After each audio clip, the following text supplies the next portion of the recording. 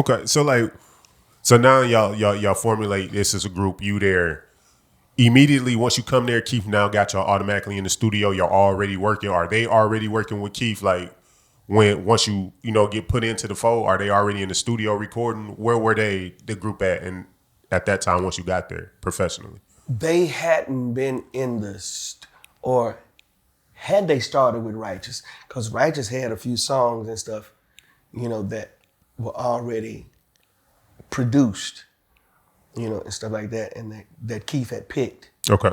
And I'm trying to remember if I heard vocals on them at all. But anyway, that same night when I got picked, we ended up getting around it, around the box. Gotcha. And they were playing it, and then we just started singing around and everything and stuff. And so, it was kind of gelling pretty good, stuff like that. And then we went upstairs after the night was over, we were sitting around the couch, in the den, had a long talk with each other. They were picking my head about some things, because I'm the oldest. Okay. And so it was just really cool. It was just a really cool vibe. And then immediately we started going into the studio. So now y'all get into the studio. Mm-hmm. What hit or which single comes up first while y'all in the studio and y'all start working?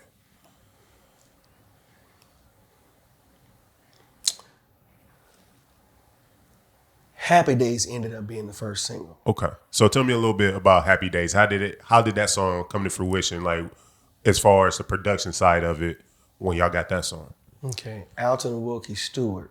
Okay. Was the producer on that one, and Keith was the writer on that one. Okay. And we went out to L.A. I think Wilkie presented the song to Keith, and he liked it.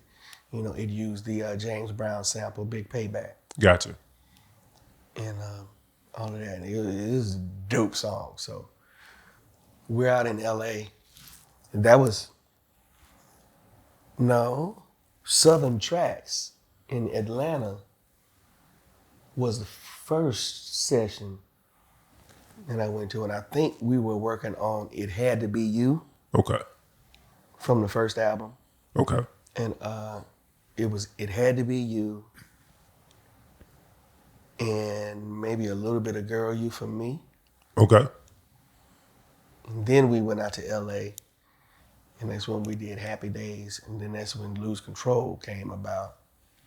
Man, so tell me that creative, like when y'all heard it, did immediately y'all know like that was the one, like, or in your mindset, like with Lose Control or with Happy Days, like immediately were these in our heads like this is it, this is the one already?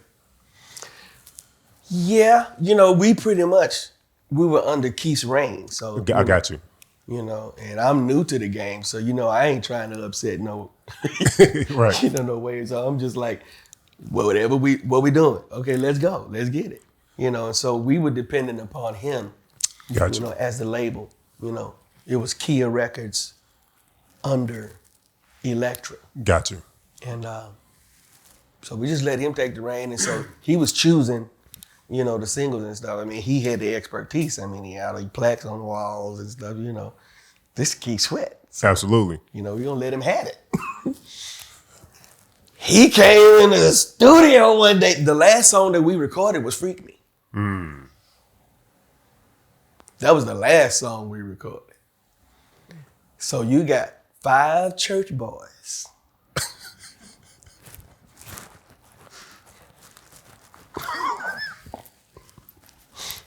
You got 5 church boys. So we had done Happy Days, It Had to Be You, Girl You For Me, Baby It's You. All those songs and the Delphonics. Girl, why don't you just give our love a chance? Did that one, and all that, everything was just, no freaky songs nowhere in sight, right? The only thing that was kind of like freaky was when in Happy Days, when you said, lick you up and down and around and around. But that goes back quick. Right. You know what I'm saying? So Keith comes in the studio, yo, babe, yo, listen to this, and I need y'all to go in and do this song right here. We started listening. Let me lick you up and hold up, Keith.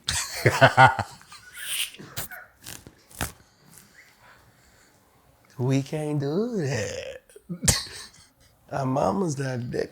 Mama's is gonna kill us. We check. Yeah, yo, baby, I just need you to trust me, man. I know what I'm doing, man. Yeah, I'm telling you, man, this don't gonna be it, baby. You gotta do it. So he finally talked us.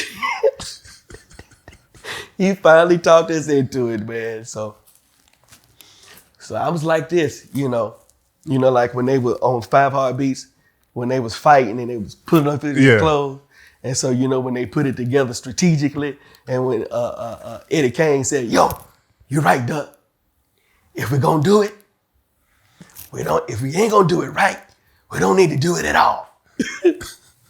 So I got my mind together. Happy Days did its thing. Who knew that Freak Me, let me lick you up and down till you say stop. Let me play with your body, baby, make you real hot. Let me do all the things you want me to do. Cause tonight, baby, I'm gonna get freaky with you. How old are y'all when the song is given to y'all? How old are y'all when y'all record this record? What was John? 18? Oh. John is the baby. I think John was 18, 19. Come on, man. Wow. Come on, man. So now y'all record this song. Like, while you recording the vocals, are you sitting here like, man, is it coming together well? Like, are you saying like, you know what, I'm actually liking it? Like, now that y'all getting into it, or you still like, hell no, my mama ain't about to. Well, like I said, if you're gonna do it, you gotta do it right. Got you. Go all in. So I just put everything to the side and said, it's gotta be right. So I just went on in. I went on in deep inside myself. I mean, cause I always been a little freaky little boy anyway. Jesus wept and I see why. But anyway, so I just had to go into my inner being a little bit, So now after we had recorded, after it came out and everything, I thought we were gonna get slapped upside the head. But fortunately, it didn't happen that way. Everybody was so proud of us and everything, and they were just really giving us accolades and just pushing us, man. What the pastor say at your home church?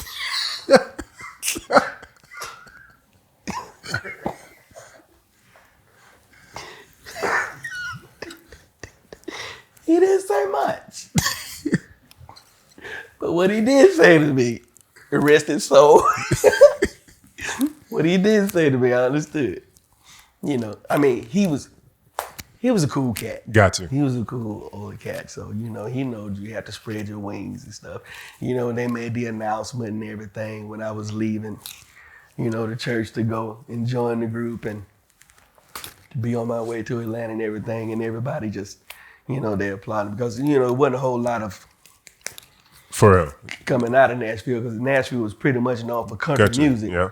And then gospel was next.